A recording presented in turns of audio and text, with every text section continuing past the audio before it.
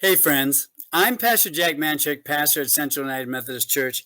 We are finishing up our study of Mary Magdalene this week, and I am not going to read the scripture. It's a very long one that we read on Sunday morning. It is chapter 20 of John's Gospel, verses 1 through 20.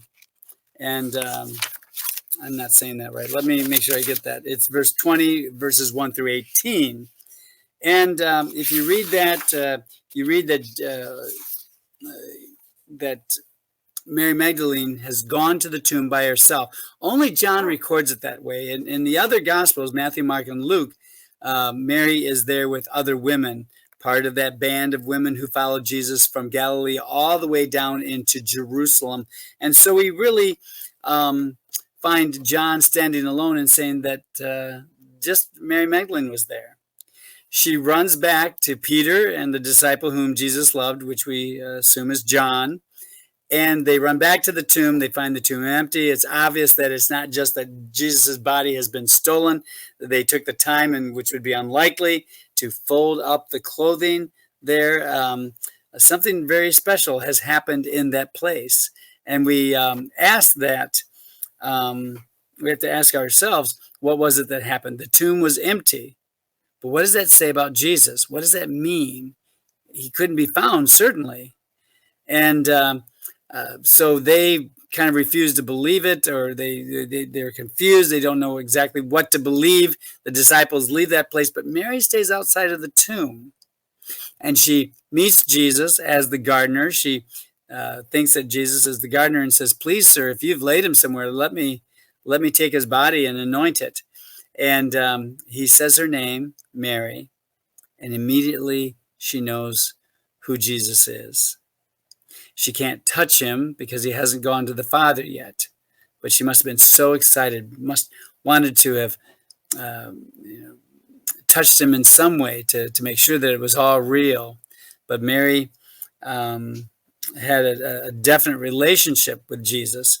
Now, yesterday I said that she was part of a group that gave her resources, and she was healed of 7 demons. So there's this complete healing of her, and the restoration of her abilities and her capacities for living life.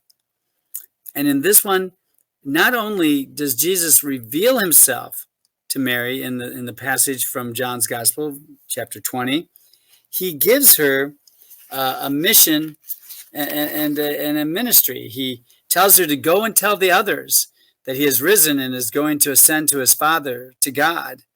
In fact, he makes it very clear, I'm going to my God and your God. So we're talking about the same God that who shares with us life that is abundant, life that is eternal. Jesus is sharing a life of resurrection, and so he's giving that resurrection to Mary as well. So it's a wonderful description of the relationship that Mary Magdalene had with Jesus, and his trust in her, in creating her to share that first good news about the resurrection.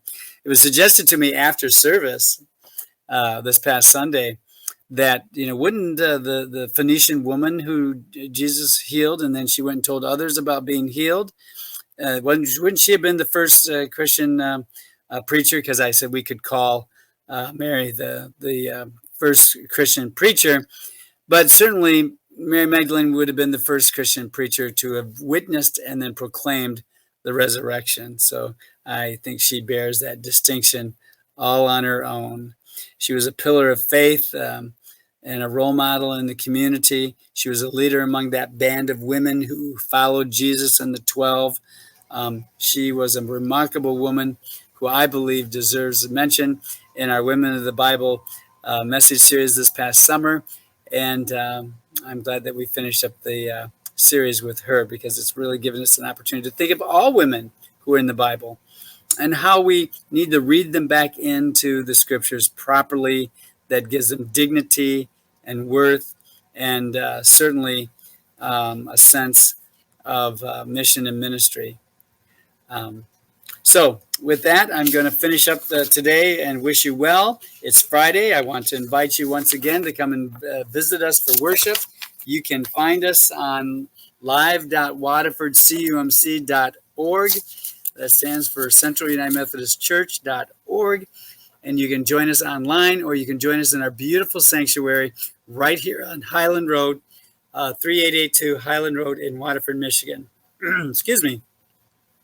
It's good to be with you, and God bless you. Have a great weekend.